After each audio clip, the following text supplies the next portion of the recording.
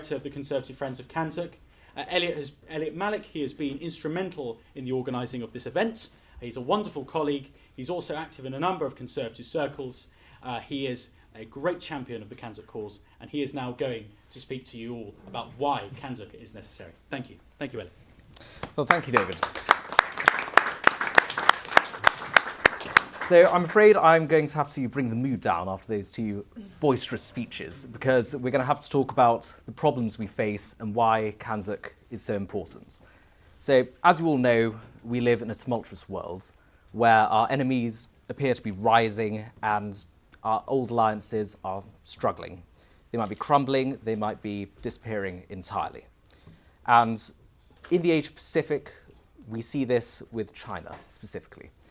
China recently has been becoming increasingly bellicose, and to give two examples, we have the Solomon Islands, previously a great ally of New Zealand, which has just struck agreements with the Chinese government, so that in any future agreement, that any treaty, any trade agreement made by the Solomon Islands, the Chinese government have the first priority. They can speak to the Solomon Islands about this agreement.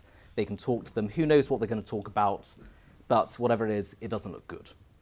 And secondly, in recent weeks, and actually I think the flotilla is still sailing, we've seen the Chinese send a flotilla of warships down the Tasman Sea, cleaving a great wedge between New Zealand and Australia.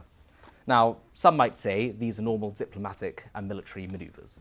Some might say it's every country's right to do this. But I think we all need to be clear. China is not doing this normally. China is trying to muscle in to New Zealand and Australia's hinterland, and that is something that we all need to work to prevent. And in Europe, as we're all aware, and as David's mentioned, we have the war in Ukraine still going on. And beyond that, Russia are threatening all of us. So even in Europe, we have security issues, and sadly, though some of our European partners have been valiant in the battle against Russia, the Europeans have been unable to provide a collective security guarantee and unable to provide the focus necessary to deal with it. And finally, ladies and gentlemen, we have the Americas. And this really is sad because this only happened this year, and I know, Lord Hannan, you've been talking about this a lot. The United States, our former arsenal of democracy, the great shield for the Western world, has turned inwards and has gone towards an American-first mindset. Now, in of itself, that is no problem. But look at what they're doing to Canada. Canada was previously one of America's closest allies. And now we have President Trump calling them a 53rd state, calling the Prime Minister of Canada a mere governor, and putting tariffs on Canada and potentially beginning a trade war.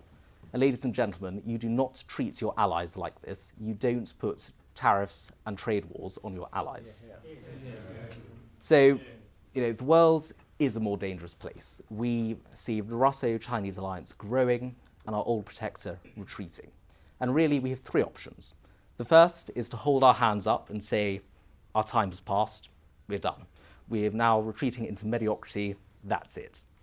The second is to wed ourselves to a superpower, the United States or to another power, and say, right, we are not strong enough, we will support you. It doesn't matter if anything harms us, doesn't matter if it helps us, we will be behind you no matter what. Or we have a third option, and it's an option that I know we will support, and an option that I hope you will support.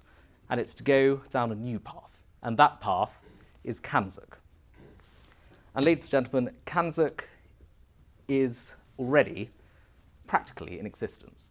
We already have very strong economic ties between Australia, the United Kingdom, Canada and New Zealand, with similarly developed economies, and we have free trade agreements between all of us. Of course, with Canada, it's slightly different, but we hope we'll soon have a free trade agreements with Canadians. With the military, we have AUKUS, we have Five Eyes, we have Abacans, and other close relationships. Now, yes, they all involve other countries, but this demonstrates the depth of strength and connection between us. But I think we need to be clear that when we talk about economics and when we talk about the military, these are very transactional, and these only really have strength when we have mutual interests. Now, yes, we've always had mutual interests with Canada, Australia, and New Zealand, but as we've seen with the United States recently, if one country changes priorities, it's gone, it crumbles. And that's why, at least for the Conservative Friends of CANZUK, we have a third pillar, which is perhaps the most important, and that is the great cultural strength between us. So as you all probably know, we have similar cultures. We have the same Westminster system of governance. We have the same common law legal system, the same languages, and of course, as Mr. Rosendale has just mentioned, the same king. And tying this all together, we of course have our great familial ties. Millions of people, literally millions of people today, have been born in one CANZUK country and have moved to another. They have been born there, they've had families, they work there, and I think today of our Vice Chair, where are you, Pierre? Our Vice Chair, there we go, our Vice Chair, Pierre, who's Australian, now works here for Mr. Rosendale, or Julia Lopez, MP, who's one of our patrons, who's married to an Australian and leapt the chance to join us because of this connection.